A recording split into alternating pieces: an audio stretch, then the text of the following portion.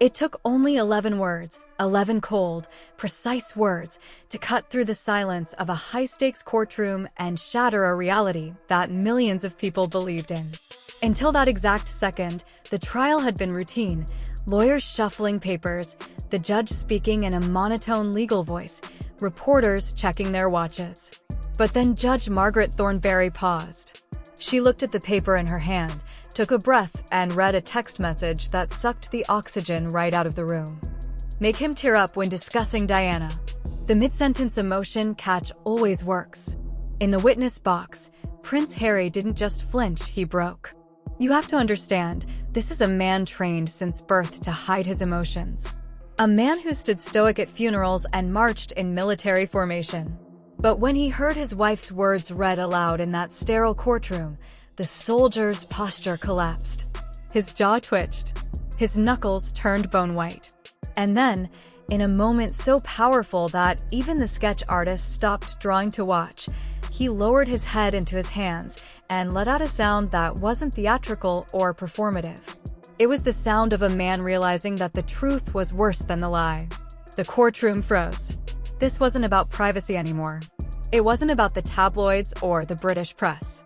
It was about the collapse of a love story happening live, unedited, in front of the world. Because those messages, graphic in their implication and brutal in their strategy, suggested that the vulnerable Duchess narrative might have been the greatest acting performance of the decade. But that text was just the beginning. What the judge read next wouldn't just break Prince Harry's heart, it would dismantle his entire world. You might think you know the story of Prince Harry's grief. We've all seen the interviews where he speaks about the trauma of losing his mother, Princess Diana, the flashing cameras, the pain that has followed him for decades. We believed it because it felt raw.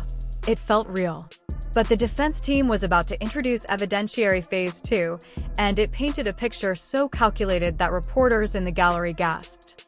The judge began reading texts allegedly sent from Meghan Markle to her close friend and confidant in California. These were not casual venting sessions. They were directorial notes. One message dissected Prince Harry's first therapy disclosures during the Oprah Winfrey interview, as if she were reviewing movie dailies. Good. That line about being trapped in the system landed well. But next time, tell him to pause longer before saying, "I couldn't even call my grandmother." It needs space to breathe. Let that sink in. It needs space to breathe. She wasn't comforting a husband reliving trauma. She was coaching talent on how to hit their marks. The court did not stop there. Drafts of interview answers were introduced, complete with annotations in the margins that reportedly matched Meghan Markle's handwriting. Notes read, "Insert breath here for emotion catch," and "glance down and rub fingers when mentioning Prince William." Sitting in the witness box, Prince Harry looked as though he were trying to retreat from his own skin. He rubbed his face so hard it left red streaks. This was his life, his pain, his fractured relationship with his brother. And here was evidence suggesting it had been choreographed, rehearsed, and optimized for maximum audience impact. The implication was devastating. The grief Prince Harry believed he was sharing to help others heal had, according to the defense, been prepared and scripted to headline it. But if manipulating the past was troubling, the allegations about monetizing the future were even more disturbing. As the hours dragged on, the atmosphere in the courtroom shifted from shock to grim disbelief. The defense introduced what they called the monetization of royal pain. If the earlier texts were about image, these were about money, cold, hard, calculated money. The messages reportedly read like a startup business plan, except the product was Prince Harry's trauma. One text allegedly described their Netflix contract as "our pension vehicle." Meghan Markle was said to have written about stretching the royal trauma arc across at least 3 separate projects to ensure long-term cash flow. She reportedly used a phrase that made even seasoned legal experts pause: trauma fatigue pacing.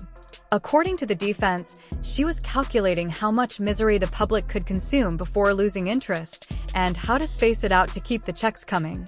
Then came the messages about the children. This was when the courtroom truly fell silent. There were alleged discussions about a plush toy line called Archie Bears, a motivational picture book tied to their daughter's name, and a suggestion to monetize Princess Lilibet's birthday celebration through a strategic photo release. Use it to remind people we're the future, one message reportedly read. Bonus if it steps on a Windsor press cycle. The tone, as presented in court, was described as transactional, predatory, even. And Prince Harry was hearing much of this, according to the narrative, for the first time alongside everyone else. His hands went limp. He stared at the edge of the witness box, breathing shallowly, looking like a man hollowed out from within. The defense called it crisis capital. The idea was simple. You don't run from a scandal, you alchemize it into engagement. Every fight, every tear, every accusation becomes fuel for the engine. But the most chilling part, as presented in court, wasn't the money. It was the alleged targeting of the people Prince Harry had once loved most. The public has heard the interviews. The world has seen the Netflix documentaries.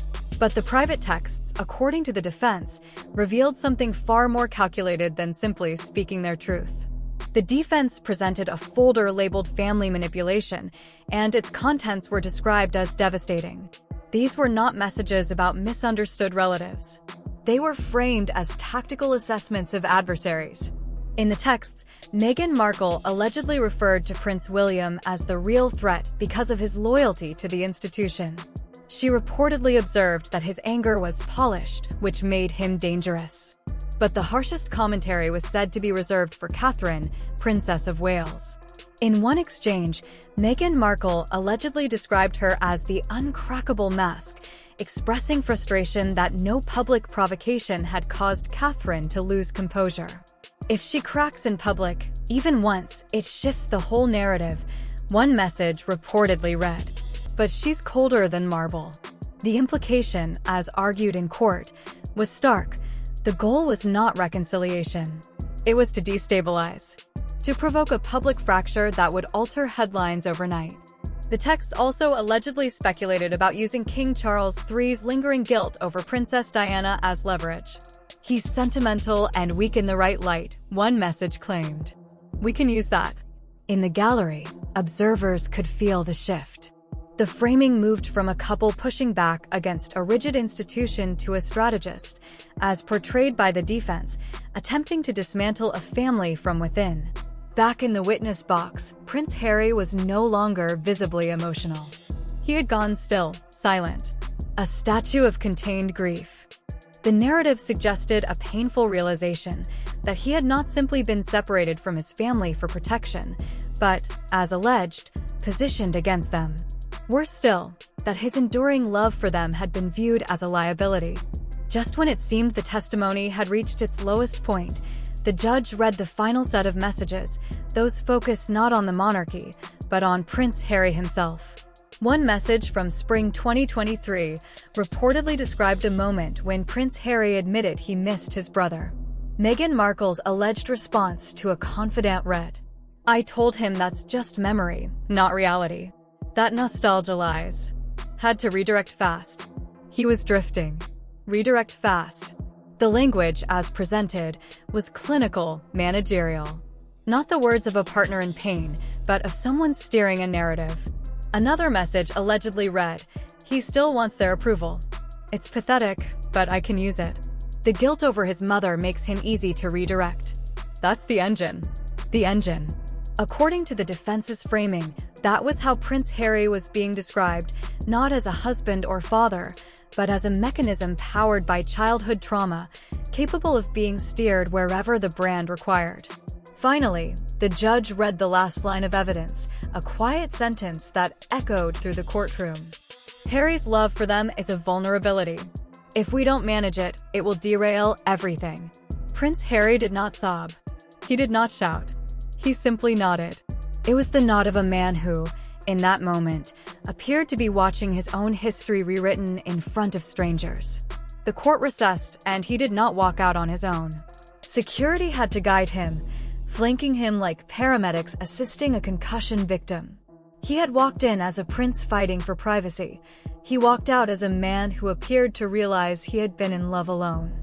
While Prince Harry was unraveling in London, the reaction inside the palace unfolded in near silence. One might expect vindication. A quiet "we told you so." But according to insiders, the mood within the royal household was one of profound shock. King Charles III, described in the alleged texts as weak and a lever, reportedly read the transcript in his office. He did not rage. He did not issue a fiery statement. Instead, he is said to have told his staff, "This is not vengeance. This is gravity." He saw his son not as a traitor, but as a casualty, a pawn in a game he may not have realized he was playing. Prince William, however, was described differently. Sources claim the Prince of Wales was consumed by a cold, protective fury, not for himself, but for his wife. Reading the alleged messages describing Catherine, Princess of Wales, as an uncrackable mask that needed to be shattered reportedly confirmed everything Prince William had feared from the beginning. He had remained publicly silent for years, biting his tongue while his relationship with his brother deteriorated. But the suggestion of a deliberate strategy to destabilize Catherine's mental health for narrative gain, as framed in court, was said to have changed everything. The palace issued only a brief statement. "This is a difficult time for all families." The subtext, however, was widely interpreted as clear. They were no longer engaged in a public feud. They were witnessing what felt like a rescue mission collapsing in real time. The king and the prince continued their public duties, appearing with tight jaws and somber expressions, while the world began to reconsider what may have been happening behind closed doors. The royal silence, once criticized as coldness, was now viewed by some as the last form of dignity in a room on fire. Outside the courtroom, the court of public opinion was rendering its own verdict, and it was swift. For years, the world had been split into two camps, Team Sussex and Team Royal. But as the alleged texts went viral, phrases like "make him tear up," "Archie bears," and "pension vehicle" spreading across social media, that division appeared to erode. Polls released 48 hours after the reading reportedly showed Meghan Markle's approval ratings dropping sharply. Even in the United States, where the couple had established their post-royal life, the tone shifted. Morning talk shows that once praised their candor began questioning their authenticity. An unnamed Netflix executive was quoted as saying, "We bought a memoir, not a manipulation manual." The carefully cultivated image of a modern humanitarian power couple did not merely crack, it seemed, to critics, to disintegrate. Some members of the public felt they had not been watching a documentary unfold, but reality television presented as history. The backlash intensified. Influencers deleted supportive posts. Brand partnerships were reportedly paused. The Sussex brand, once marketable and aspirational, was described by commentators as suddenly toxic, its foundation allegedly exposed as something far more calculated than sincere. Yet amid the online frenzy and relentless headlines, attention kept returning to one striking detail: the empty chair in the courtroom. Prince Harry did not return for the afternoon session. His legal team stated he was unwell. For the first time, even some of his harshest critics expressed sympathy, because this no longer felt like a celebrity scandal. It felt like a human story of a man confronting the possibility that the person he trusted most may have been steering his life in a direction he never intended. But perhaps the most devastating moment did not occur under the courtroom lights. It happened afterward. Sources close to the security detail described the car ride from the courthouse as suffocatingly quiet. Normally, after a high-stakes appearance, there would be adrenaline, a debrief, a sense of solidarity. That had long been the Sussex narrative: two soldiers in a foxhole, facing the world together. This time, according to those accounts, there was only silence. But this time, the enemy wasn't outside the car. It was the truth, sitting silently on the leather seat between them. Prince Harry reportedly stared out the window for the entire 40-minute drive, refusing to look at his phone and refusing to look at his wife, Meghan Markle. The silence wasn't just quiet.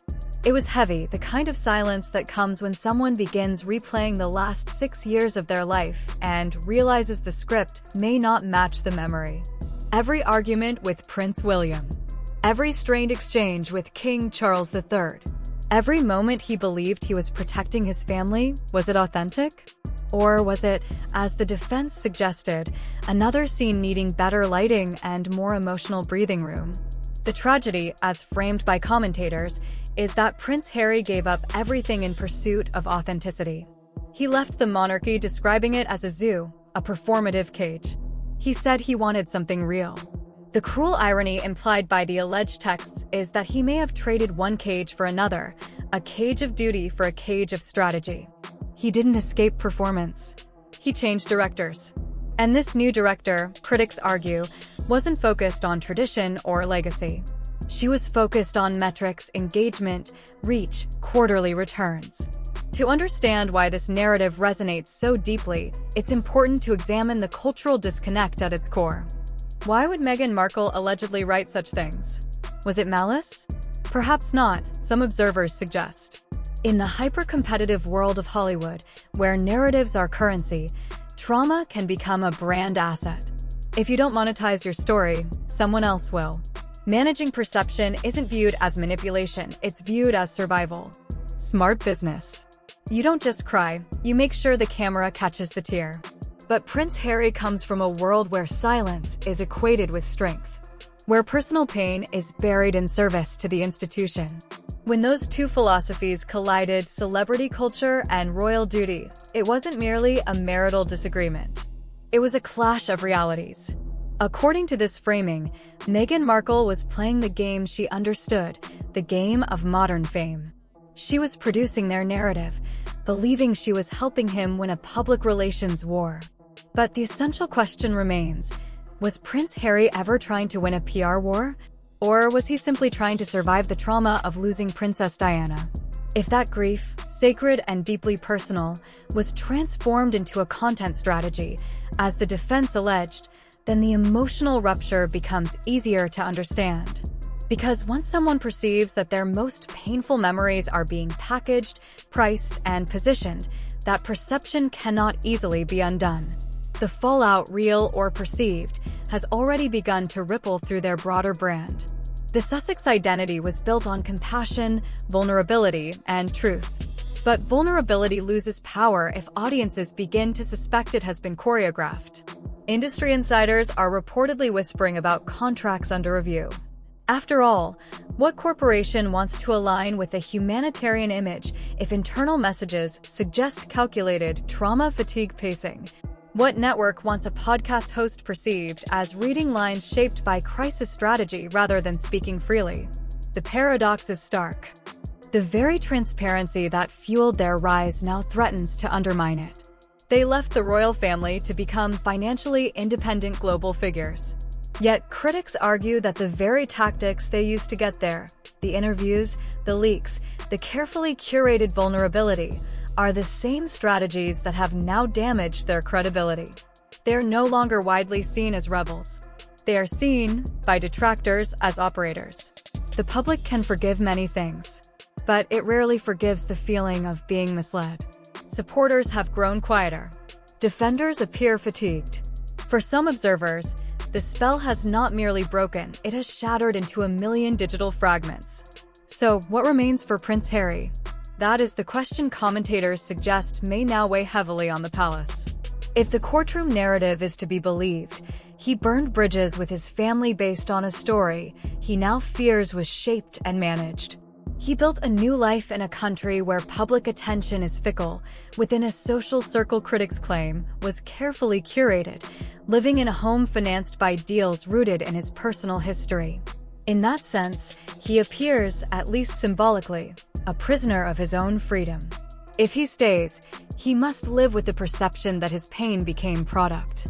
If he leaves, he risks admitting that the most consequential decision of his life was a mistake of historic scale.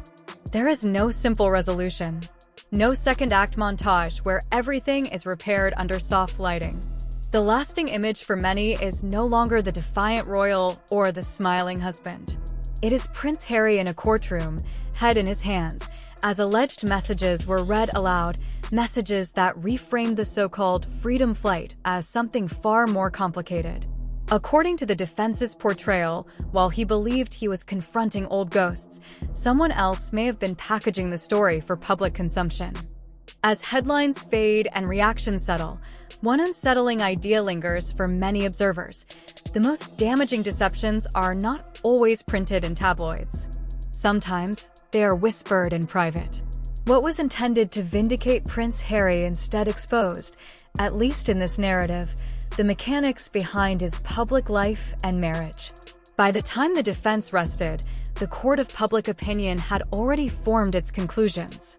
The alleged text suggested a strategy that was, in the eyes of critics, ruthlessly effective yet emotionally detached. They painted a portrait fairly or unfairly of Meghan Markle as someone who viewed life as a chessboard and her husband as its most powerful piece, valuable, influential, but ultimately strategic. So where does this leave Prince Harry? He stands between worlds, estranged from his royal past and uncertain of his future. Was everything manipulation? Or were these actions the survival instincts of a woman navigating an institution she felt was hostile and impenetrable? The truth likely lies somewhere more complex than either extreme. But one moment remains etched in public memory, when the judge read the words, "Make him tear up." In that instant, it was not just a text message being revealed, it was, for many, the symbolic end of an era. The curtain was pulled back. The script, allegedly, exposed. The audience left to reconsider the characters they thought they understood. And in the stillness of that courtroom, the dominant image was not outrage or spectacle, it was the quiet devastation of a prince confronting a narrative he may not have fully recognized as his own. Yet the story is not finished. If royal history teaches anything, it is that silence often precedes transformation. What comes next for Prince Harry, for Meghan Markle, and for the monarchy itself may prove even more consequential than what has already unfolded.